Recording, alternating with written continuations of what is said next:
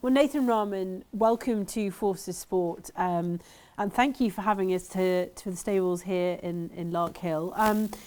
Just let's start with, we filmed with you about 4 years ago, I think, and it was in the run-up again to the Royal Artillery and the Grand Military Gold Cup.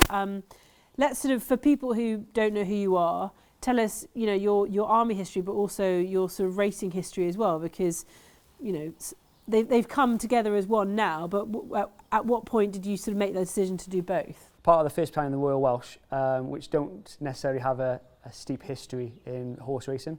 So before I joined the army, I used to ride, but I used to play rugby as well.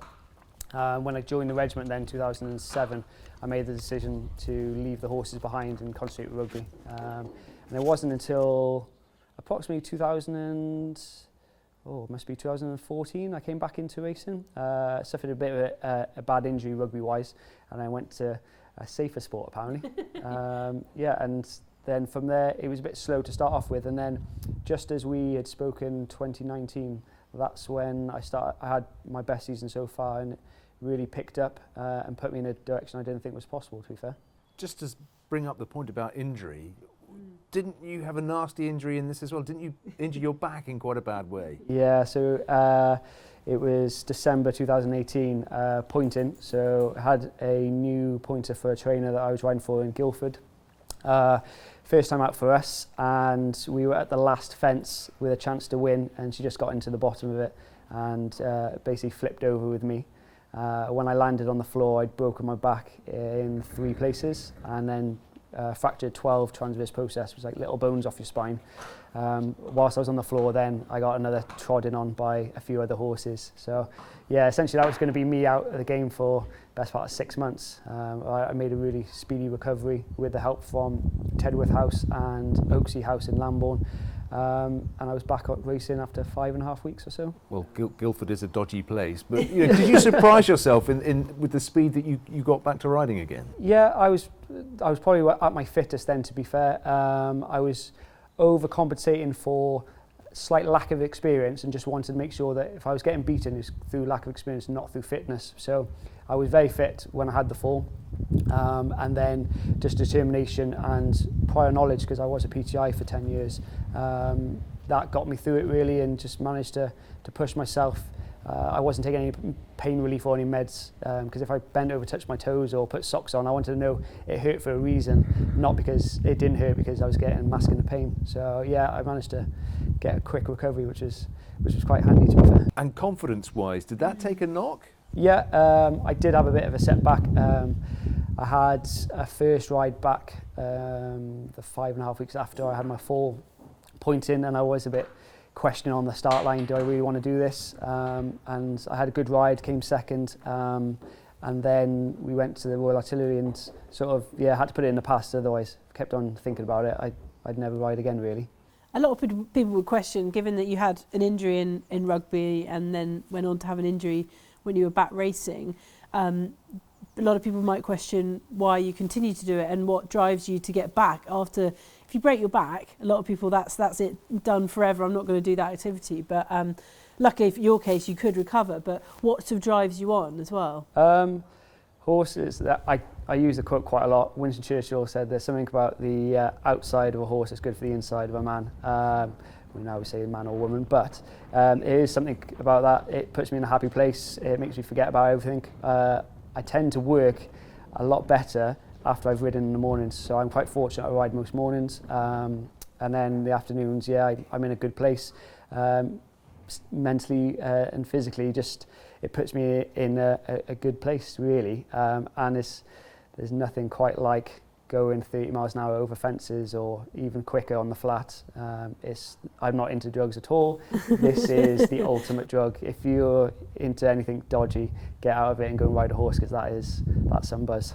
Well, looking at the Forces sporting calendar, this is when it all comes together for the Grand Military Gold Cup and the Royal Artillery Gold Cup as well. So, what are you thinking ahead of the Grand Military? Because it's a funny time for horse racing. It's just come off the back of the pandemic, when I don't suppose jockeys have had an awful amount of a chance to build that relationship with the horses. No, so racing's completely different to any equine sport. You look at eventing or showdown dressage, people spend years and years to build a relationship with their horse and have that one-on-one connection. We have to be able to be at a standard to jump on any horse and be able to adapt and get on with it, whatever situations put in front of us. I've been very fortunate that apart from the initial breakout with COVID-19, I've managed to continue racing throughout, whether that be abroad or in the UK. So I'm on a different level, confidence-wise and experience-wise, to the majority of our military riders, which I'm very fortunate to be in that place. Talk us through the Grand Military Gold Cup. What is it? Why do we still do it, and why is it only open to military riders? So it's one of the oldest and traditional military events that's still going on. So we've always got Army, Navy, rugby-wise. We've got the Royal Artillery Gold Cup, which celebrated its 160th anniversary last month. This event, to a lot of regiments, is kind of a big deal, predominantly through the cavalry regiments. Like I said, horse racing is not traditional with the Royal Welsh. However, I've tried my hardest to change that perception and bring people from across the army and get involved in it. We recruit as a military from diverse backgrounds, and you'll be surprised what crops up every now and then and where people's backgrounds are from. We've recently got some people that were involved in racing, then decided to join the army, and this is an opportunity for them to fulfil dreams and experiences that they would never have potentially had on Civilian Street. I suppose a famous rider, or one of the most well-known, was Guy Disney, the amputee who went on to win the event. Yeah, he was one of the few people to do the double, and he almost did it on 2 years on the trot. Well, surely on the gallop. Yes. Unfortunately, it depends on your perspective. Fortunately, he's now retired, so it means some of us have got half a chance. Unfortunately, we've lost one of our experienced riders.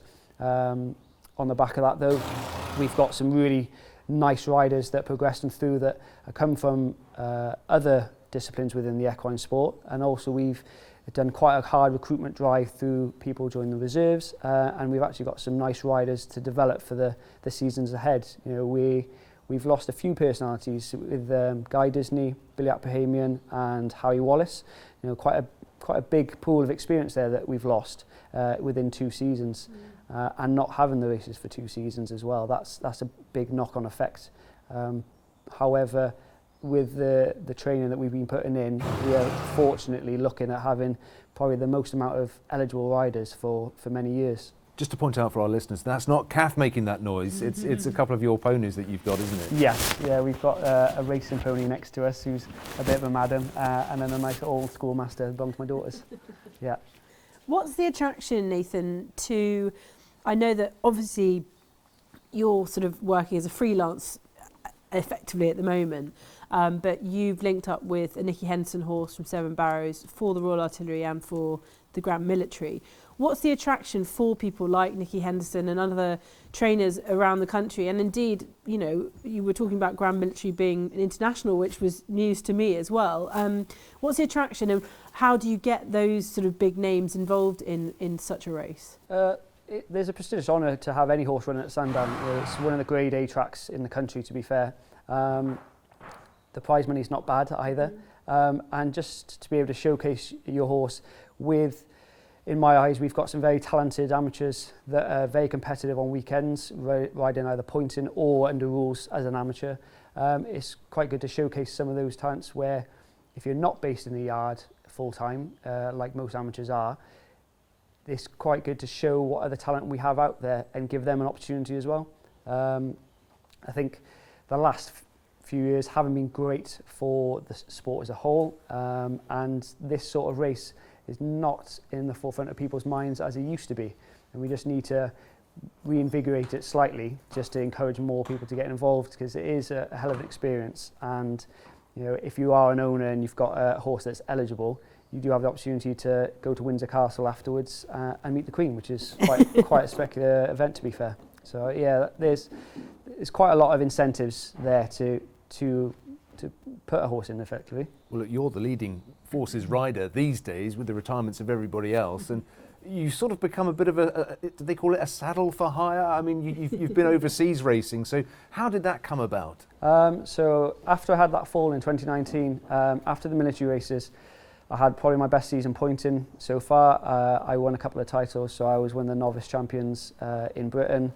I then had a random phone call to go abroad. I rode in Germany. From off the back of that then, I got another phone call to go to Italy, and essentially I made a few connections, and I found myself that summer having 40 odd rides, which any amateur in Britain would never have 40 rides in the summer. It's too competitive for the professionals, let alone for an amateur to find anything. So managed to bag myself some nice rides. I won a really big cross-country race in Murano in Italy, which is effectively their version of Cheltenham. So it's a 2-day event, and that is the creme de la creme for them. You have big trainers coming from France, Czech Republic, Poland, and obviously Italy itself. We do have a few trainers from Britain that send runners as well. So I was fortunate. That was a really good season for me, and from that I managed to get selected for the Vigentry series, which is an international amateur series representing your home nation. So on one occasion I represented Italy, and then the remainder I represented Great Britain over fences and on the flat, and just from there I just kept on picking up. Unfortunately, even though I made some really good connections, COVID, as quickly as you rise, COVID stopped everything, and you, from being in the limelight and being in the forefront of everyone's minds, you then dropped off at the rear, and you have to struggle then to try and make a comeback. And so far this season, we've been knocking on the door quite a few times, quite a lot of placings with young horses pointing. I'm off to Treviso in Italy at the end of the month, which is just a professional race, not related with the Vigentry. The Vigentry series will pick up in April, so yeah, we're looking forward to that. And are there many people like you out there doing a similar, amateur jockeys who are, like Jules says, for hire, freelancing, or are you approaching it quite uniquely? There's very few riders that have a day job. Effectively, you have probably one of the most famous ones at the moment is David Maxwell. Very wealthy businessman. He owns his own horses and he rides and competes against professionals. Majority of amateurs are in racing. They are effectively professional amateurs. That is their job day in, day out. I'm a bit unique in the sense that I ride every morning and then I put on my green kit and I go back into my mainstream job, which is the army, in the afternoons or whatever days it may be. So yeah, it is hard. There's not many of us. We've just recently lost the last few full-time military riders that were riding on pointing or as amateurs.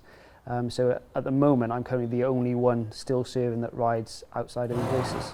So I mean, horses go part and parcel with military life, but those are ceremonial horses, and perhaps some riders might do dressage or eventing, that sort of thing. But as you say, very few people actually doing pointing and that sort of racing. So in terms of perhaps recruiting youngsters into the military, do you see yourself as a trailblazer? Yeah, I suppose you could say that, to be fair. We've got some of the really tidy riders across the other disciplines, and they're a higher category wise than ourselves. So racing's a tier 3 sport and the other disciplines are all tier 2 sports. So we don't quite get the same backing and support as the other mainstream equestrian sports. However, from what I've been doing and a few others as well, by representing military in these types of events and pointing or racing as an amateur, we're starting to get more and more people think about it as another career. So we've got quite a few people now that have seen us pointing on weekends and now have joined up as reserves. And we've also got a few riders who may not necessarily have made it to the top that are thinking about a military career and also being able to have their extreme sport hobby love with the racing side as well. It's very, very difficult for riders from the ceremonial regiments to be able to transfer into this, because the fitness and the style of riding is completely different, and you might be able to sit in the saddle for a couple of hours sat down, but when you're balancing in a squat position above the horse at 30 miles an hour and then saying, let's go over a fence for 3 miles, it's a different type of fitness and possibly needs a different style of person. You've got to have maybe a screw loose one. So. So to qualify to be a racing jockey, you have to go to Newmarket. That's right, isn't it? And get your licence. Is that right? Yeah. So it's the process has changed slightly now across the board. So for point to point, previously you just needed to pass a medical and then you could apply for your licence and that was it. Now with everything becoming more professional, for safety and just for the welfare of racing, now you need, for point to point alone, you need to go and get assessed by a jockey coach who will need to see if you're adequate and competent at galloping at speed and schooling over a fence. Now to become an amateur, either Cat A or Cat B like myself, then you need to go to either Newmarket, the British Racing School, or Doncaster at the Northern Racing College. That is the one. And they'll put you through a 2-day assessment, essentially a good fitness test, which covers everything. It's quite arduous, even for myself as a PTI. It was quite cheeky when I went and did it, and then now it's changed. It's become probably increasingly more difficult. And then you get assessed then riding at gallop and riding over obstacles. So once you pass that, then you're deemed competent to ride in public.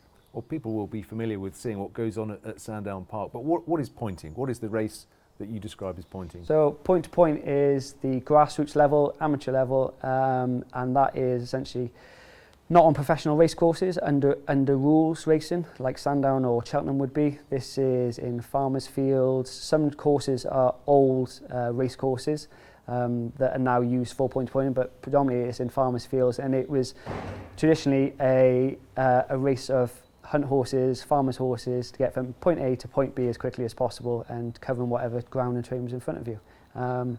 It's very big in Ireland. They do a small amount in France. Ireland is where you would see your next big name in horse racing come from, either as a jockey or as a horse, and it's very professional there. You wouldn't see much difference between a amateur or professional horse or jockey. In this country, we're just on the back foot slightly, but we are producing nice horses to go onwards, and we use it effectively to give riders experience without being in the mainstream of the public, and then hone in on the skills and then progress onto under rules, where it becomes you're a bit more in the limelight there. If something goes wrong, everyone can see. So yeah, it's a really good tool for anyone to gain experience prior into going under rules effectively. Now you've got your main job, you've got the racing, the staying fit for both of those roles, and family. Yeah. And I know that from what you said this morning and from speaking to you in the past, that the family are sort of you'll bring them under the horse, umbrella in a way. So you're involving them in one part, but how do they all fit together? Yeah, it's a triangle. It's trying to weigh everything up. It's quite difficult at times. One thing or another usually takes a bit of a knock. But with the kids, they ride as well. They both do racing, either Shetland racing or pony racing. Alongside that as well, I do jockey coaching as well. So currently the only serving racing coach, level 2 racing coach that we have, and utilising those skills to develop our next bunch of military riders. But away from that, I deal a lot with the pony racers. So we're encouraging them to get onto the bandwagon as well. In Formula One, the drivers get the drivers get to choose the colours of their helmet. Do you get to choose your silks, or is it sort of the trainer gives you the silks and away you go? No, so as an owner, they're your own personal silks. So in point to point, effectively there's no restriction within reason of what you can wear in colours. You don't have to have them registered. But when it comes to professional racing under rules, then they belong to an owner and they're registered with the BHA. Now, for example, if you were a new owner and you wanted to have XYZ pattern and colours, you'd have to then try and register them, and if they're available, you purchase them annually, and then they're yours to run under rules. If they're not, then you have to have a little look to see what else you can do. So what do you wear when you're out? So I'll be riding, as I did for the Royal Artillery Gold Cup, I'll be riding the colours of Mr. Singh, his own personal colours. When I go point to pointing or any other racing, it's whatever the colours are of that owner. So they're all very, very different. So as you whiz by, few people might know that you're a serving soldier. So is there any way that we could sort of flag up that this lad's also in the army? No, this was highlighted actually earlier on in a good conversation with a friend of mine who's racing next week. Is that actually, apart from some riders having sponsorship, there's no way to differentiate on the track in these military races who's from what kind of background, and potentially that could be something to look into, whether that be everyone's provided with their own breeches and maybe with army down the side or RAF or Navy. You think of any other inter-service competition where this could be the potential, the pinnacle being the Grand Military, they would be branded up, there'd be army all over the place, and RAF and Navy. I think because this is, it's a unique sport. You're riding a professional athlete for a professional trainer, for an owner. Other than the name being the Grand Military, and it's been put on by Military Connections, there's no other association really other than the tradition with the military, because the course is a professional course which is owned by whichever part of the racing fraternity, and all the horses, nothing belongs to the military. However, to highlight that we have an RAF rider or an army rider could be quite a nice idea, to have breeches and have that logo on the side, so then it goes, oh yeah, that's actually an army rider, or that is the Navy riders. But how much sort of, not power, but how much influence do you think you could have in, purely in terms of moving the Grand Military and the Royal Artillery forward and getting more riders and more people interested and more people watching? How much influence and say do you have as someone who's so heavily involved in it to make little changes like that? So I'm not on the committee. However, I've taken on the responsibility of developing our upcoming riders. So there is always conversations going on in the background, how we can improve, how we can make these races more viable for people participating, spectators and owners getting involved as well. So we are having a look at some of the conditions to how we can improve all the time. And currently, after the Royal Artillery Gold Cup, I rode point to point on the weekend, and there was a few people who said, I'd never heard of this race before and seen it at Sandown, and that was kind of cool. And I was like, it is really cool, because you're riding on a Grade 1 track on a professional horse in front of the public. It's more than cool, really. And it sparked interest in, actually, there's other opportunities other than what people tend to think the military is all about, that going abroad or whatever that it may be, whatever the job may be. Actually, there's some really good opportunities. I think the Army Navy that we spoke about earlier is heavily publicised, and people know about that opportunity, especially having the likes of Rocket Ndungu, who plays for England. These are big household names, and they've got real big backers. Racing doesn't tend to focalise on an individual and back them. They're usually associated to a brand who will promote them. So if it comes to having to put on more of these races to then highlight that and potentially get recruit or enlist people from other areas, and if that's the way, then maybe that's something we need to have a look at, I think, essentially. You must be very grateful to your unit, your regiment, for allowing you to go off and do this, and they must be very proud of the success that you have. But when you're away, perhaps even overseas, do you see yourself as an army ambassador in some way, a sporting ambassador, representing your sport? Yeah, no, very much so. I wouldn't say completely social media savvy, but I do put out a lot of posts there and try and just act retention and recruitment tool effectively. A lot of people like to say, I wish I had that opportunity to do this, or actually you can get involved in almost anything you want. And if you're looking from outside, if you're, for example, an amateur jockey thinking this is quite tough, I can't financially keep going doing this, I need to look at other means, you can join the military and have your cake and eat it at the same time. I try to, like I said, be as savvy on social media as possible and put places. So I've been, in the last few years, I've done almost all of Europe where I've been racing, and I would never have seen those countries unless I was deployed with the military on an exercise or operationally.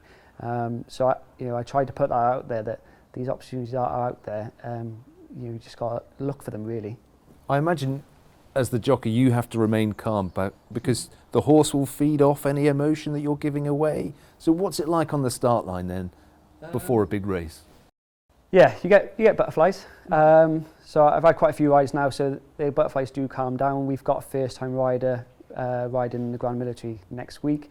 His heart will be going a million. It's a massive buzz and rush, and when you do go and say go on go when the flag's dropped, you can get a rush of blood, and it could be quite overwhelming. Quite a lot of the time we always say remember to breathe, because as you're going around, everything's just, you forget to breathe, which is crazy because it's a natural response is just to take air in, but the experience and the atmosphere just takes over, and yeah, you forget little things like that. But it's probably the biggest buzz that you'll get. And do you feel it in the ring walk as well? Yeah, so big races I will.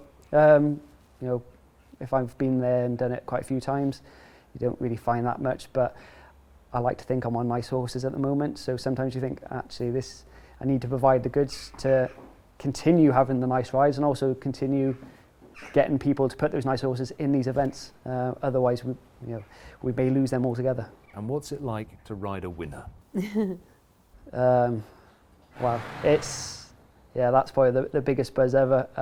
I do remember my first ever winner was on a point-to-point course in Penshurst, and the crowd were on the left-hand side, and when I noticed how far clear I was, stood up shaking my whip in the air. I felt a bit silly afterwards, but just all emotions just overtook you, and people waving, clapping and cheering. And when you're at a small event like that, it's amplified and makes everything even more special. When you're in a big event, other than you and the horse, you can't hear anything else. You can't hear the crowd cheering in the background until everything's died down, all the hooves are slowing down. That's when it sets in. It's a feeling like nothing else, to be fair. Do you have a favourite race or a favourite horse that you've ridden on in your quite extensive career and internationally as well? I used to ride a horse called Isa Ias in Italy. I got the phone call. I'd never sat on him outside of a race. I still haven't sat on him outside of a race. I've sat on him 8 times, and apart from once, we've always been in the top 3. And I won probably my biggest race on him in a cross-country race in Murano. He holds a special place in my heart. He was going to come and live with us over here, but the owner then decided that he'd like to keep him himself. But that sort of just emphasises what I was saying earlier, how you need to be able to adapt to these horses, and it's not the same as any other equine sport where you can build a bond and learn their quirks. I got thrown on, and that was it. It was go and get them, and just trying to think on the move and improve and adapt as we were going. But he's out there. He was a 10-year-old maiden, never won a race, and then I rode him the first time, had a third, and then gradually it was just consistent seconds and thirds until we won our big race. So. In terms of Ballycross, is it who you're on for the Royal Artillery and for Grand Military? What's he like to ride? He's an old boy. He's been around the block. He knows what time of day it is. If you're not sharp enough on him, he'll be sharper on you. He's come from 2 good yards. Previously he was with Nigel Twiston Davis. Was developing to be quite a smart horse, in fairness, and then the current owner bought him out and put him with Nicky Henderson. He's a fair jumper. He wouldn't be the quickest, however he's got quite a big heart, and he does like taking over horses, passing them. So he's I wouldn't say the easiest to ride, because you could be on a perfect stride going to a fence, and then he'll go and say, I think this is perfect, and you would be miles away from it, like he did at the Royal Artillery Gold Cup. We had the 3rd fence, and I seen the stride, and next minute he went, yep, now will do, and he just jumped it, and we were miles away from it. We managed to make the other side, but he didn't do that after that race. That was literally the one mistake he made. Other than that, he jumped perfect. But no, he's got his own way of doing things quite a lot of the time. But yeah, he's a nice horse, quite privileged to be on him. Perfect. Are you good? Absolutely. I just want to wish Nathan, as a dad, as a jockey, as a soldier, all the best in the Grand Military Gold Cup, and all the best with the rest of your season. Thank you very much. Thank you so much for talking to us. Thank you for having me. It's great.